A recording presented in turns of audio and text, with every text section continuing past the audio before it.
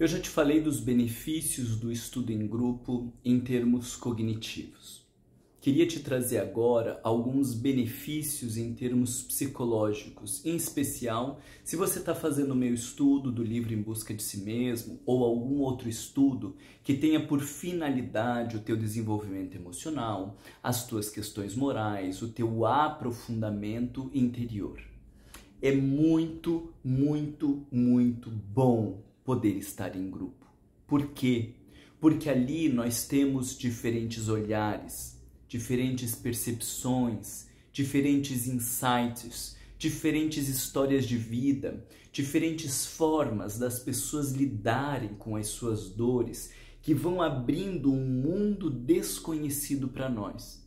E muitas vezes, esse mundo desconhecido que se abre à nossa frente é exatamente o que o nosso inconsciente ou o que o nosso self queria nos mostrar.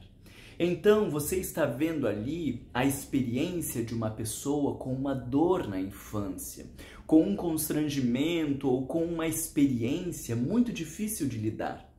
E o teu inconsciente estava tentando te estimular a olhar para as tuas dores, para as tuas experiências, para as tuas dificuldades. Aí você está ouvindo aquele relato e algo mexe dentro de você. Parece que algo quer sair, aquilo mobiliza uma emoção, você fica tocado por aquilo. E então você começa a ouvir as tuas dores naquele relato, ou depois do relato, ou no outro dia, você começa a lembrar de experiências da tua própria infância, de dores que você viveu e que você não lembrava. O que as experiências das pessoas vão fazendo conosco se nós temos esse nível de abertura? Elas vão nos proporcionando enxergar os conteúdos que existem dentro de nós. Porque ali são diferentes ângulos, diferentes percepções, diferentes experiências que trazem a céu aberto a realidade humana. É neste sentido que é tão importante você se permitir a experiência do estar em grupo, não só apenas pelo viés cognitivo.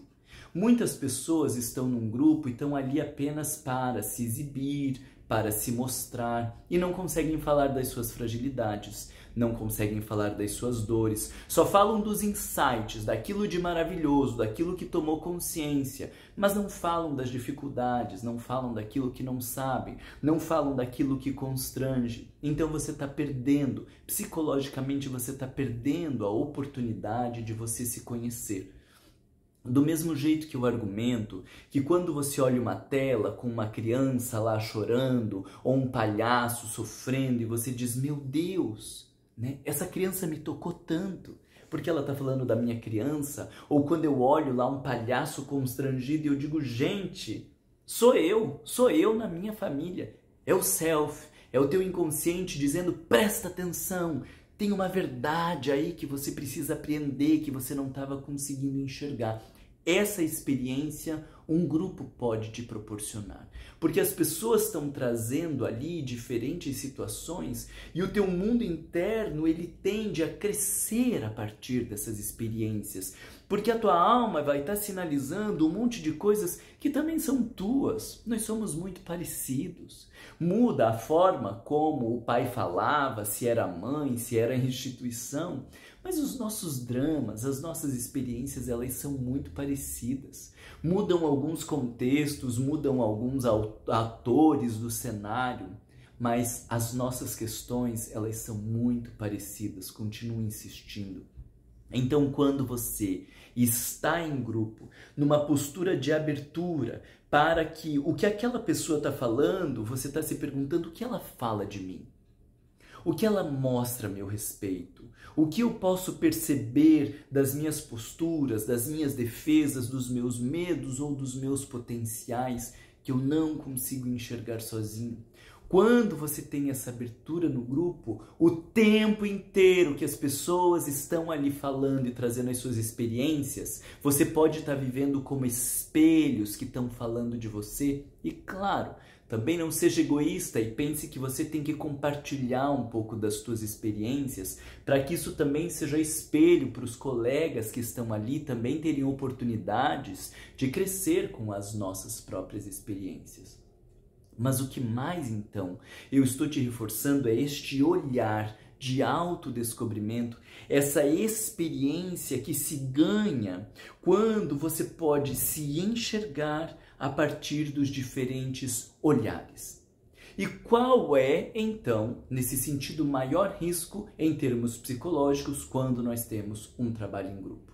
É a mesma coisa do cognitivo quando eu dizia de ficar fazendo diferenciações. Porque aí você pega um exemplo que eu gosto muito, uma pessoa introvertida que tem dificuldade de se expressar e de dizer não. E você é extrovertido. Você fala não a todos os lados, você consegue se posicionar, você é uma pessoa grosseira que rompe o tempo inteiro. Quando você olha o outro que não fala, você vai ter uma tendência a se pensar melhor ou pensar, esse tema eu já lido, isso aí eu já resolvi, isso aí é fácil para mim, porque isso eu consigo fazer. E você está se diferenciando dos colegas. Essa busca por se diferenciar é um mecanismo de defesa do ego tentando te colocar num lugar de relevo o tempo inteiro. Isso é uma forma de fugir de olhar para as tuas dores, de olhar para as tuas questões. Então, toda vez que você está conseguindo conectar com os teus colegas, você tem um ganho psicológico. Toda vez que você está fazendo uma diferenciação, você tem uma perda psicológica. Vamos voltar para esse exemplo. A pessoa está falando da dificuldade de dizer não. Então você pode parar ali e dizer, nossa senhora, esse tema é tão fácil para mim, eu rompo com tanta facilidade, eu digo tantos nãos, mas eu me identifico porque ela está falando de uma dificuldade que ela tem. E aí eu paro para aquela experiência e digo, e quais são as minhas dificuldades? Se isso é fácil para mim, aonde está o outro lado que eu não consigo? Você entende o que eu estou dizendo? Eu estou me identificando com aquela pessoa por reconhecer que existem dificuldades. E talvez o meu inconsciente aproveite essa brecha e diz, a tua dificuldade é ficar em silêncio. Porque se você tem facilidade de falar, a tua dificuldade é ficar em silêncio. E aí, pelo que o colega está trazendo, você se identifica na oposição de dizer, caramba, para ela é tão fácil ficar em silêncio e tão difícil falar, e eu vejo que nós temos dificuldades, porque para mim é tão difícil ficar em silêncio e é tão fácil falar. Nós estamos vivendo funcionamentos opostos, mas somos duas pessoas com dificuldade na interação, duas pessoas com dificuldade nas relações. Toda vez que você vive esse exercício de se identificar com o outro, você ganha. A pessoa tem um insight, ela diz, eu achava que eu já perdoava as pessoas, eu achava que eu esquecia, porque daí eu estava ali, pouco me ligando para elas, e eu dizia, imagina, já perdoei. E aí eu ouço alguém falando isso e digo, meu Deus do céu, é exatamente o que eu faço. E ela está dizendo que descobriu que não perdoou. Então, muito provavelmente, eu também não perdoo as pessoas porque eu tenho esse mesmo discurso.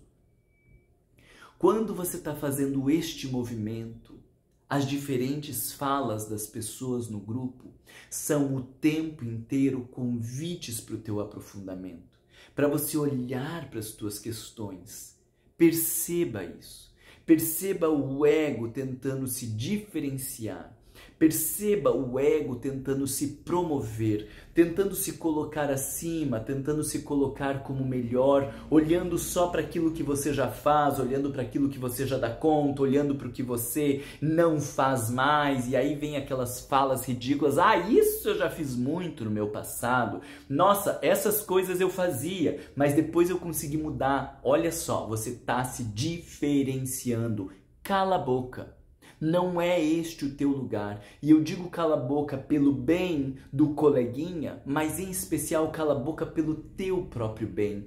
Porque ali você está tentando se sobrepor a uma outra pessoa e está alimentando, como aquilo que eu disse no cognitivo, está alimentando uma fantasia egóica de superioridade que é o oposto do que você precisa para o teu autodescobrimento. Fica em silêncio e diz, olha eu danado. De volta eu tô olhando só para o que eu faço, de volta eu tô olhando para o que eu sou melhor, de volta eu tô querendo me sobressair dos outros. Marlon, Marlon, Marlon.